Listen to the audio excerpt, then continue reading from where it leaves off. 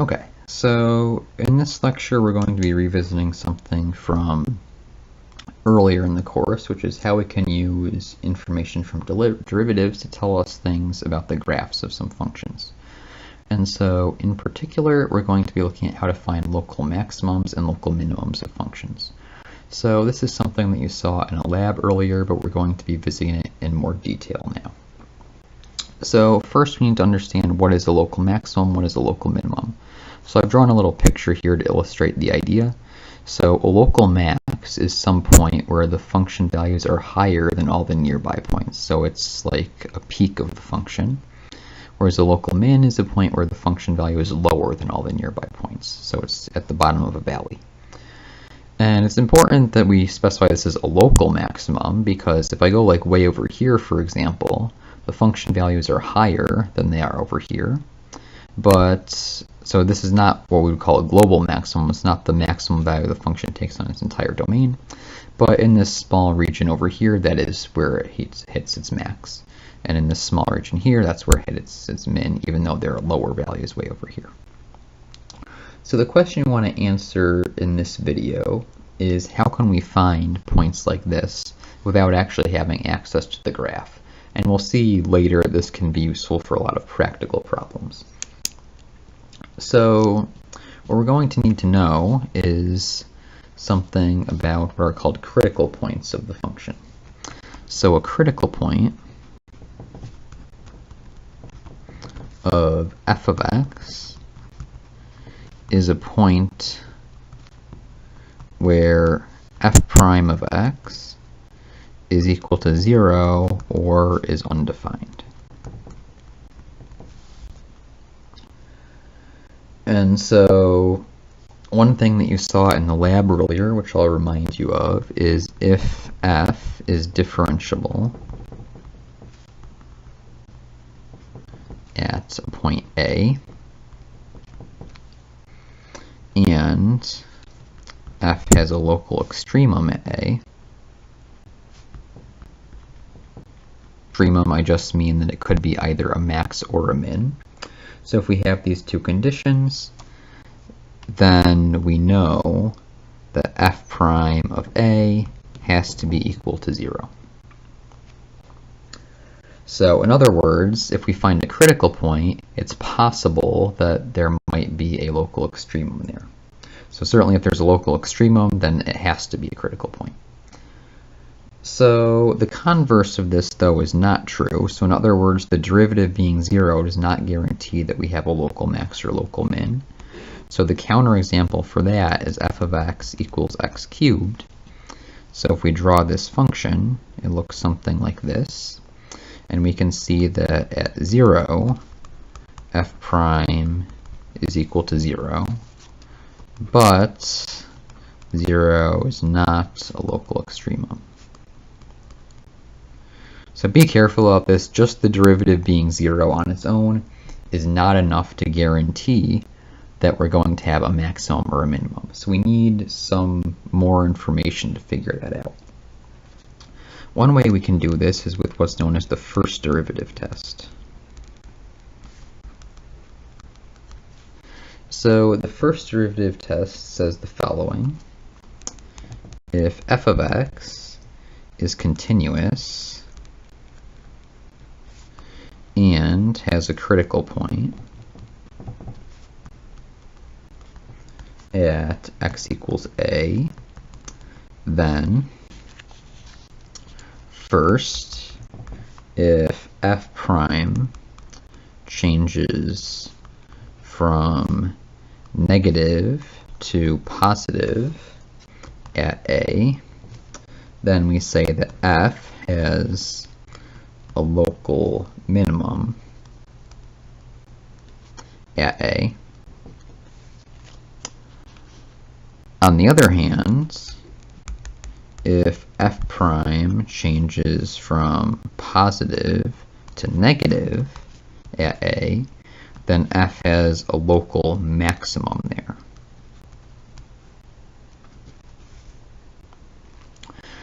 So the idea of the first derivative test is the following. If we want to know where's the maximum or minimum, first we find out where are all the critical points. and then we check the sign of the derivative nearby the critical point. See if it changed sign from negative to positive or positive to negative. So graphically speaking, this actually makes a lot of sense why we're doing this. So if you think about what a function will look like at a maximum, it'll be something like this. So notice first there's a horizontal tangent line, so that's indicative of a critical point. Then if you think about the derivative of this function, so this is f prime, to the left over here the derivative is positive, so it should be something like this. But then once we pass where the maximum is, now the function is decreasing, so the derivative becomes negative. So we can see the derivative changed sign as it went through the maximum. On the other hand, if we have a shape like this, then we can see that the derivative does the opposite. It changes sign from negative to positive because it was decreasing, it hit its min, and now it's increasing on the other side. So let's see an example of how this would work. Let's suppose we want to find the local extrema of the function f of x equals e to the x minus x. So the first step in these sorts of problems is always to find the critical points. So we have to calculate f prime. So f prime of x is equal to e to the x minus 1. And then we want to set f prime equal to 0 and solve for x. Well, in this case, we have that e to the x should be equal to 1, and of course the only value for which this will happen is x equals 0, right? Because anything to the 0 power gives us 1. And the derivative is defined everywhere, so this is the only critical point that we have. So now we want to use the first derivative test. We have to check what's the sign of f prime nearby this point. Well, the idea is the following. The derivative can only change sign if it either goes through 0, or the derivative could be discontinuous and have a jump or something like that, but in that case the derivative would be undefined at some point. So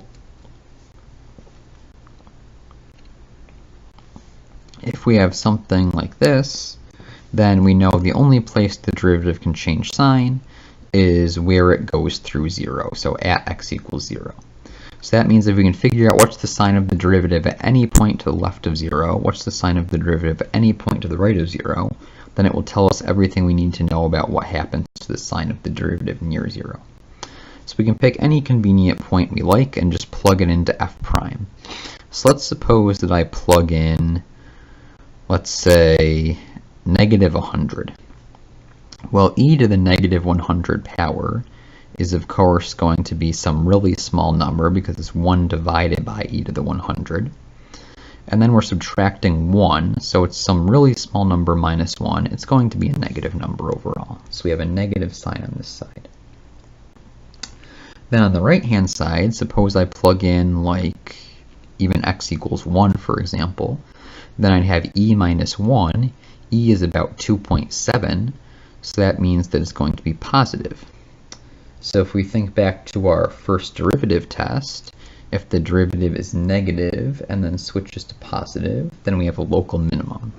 So x equals 0 is a local minimum by the first derivative test. And it is important that you specify what test you're using in these sorts of problems so that it's clear how you're drawing your conclusions about where the local extrema are. Okay, so that's what we call the first derivative test. As you might expect, there's also a second derivative test.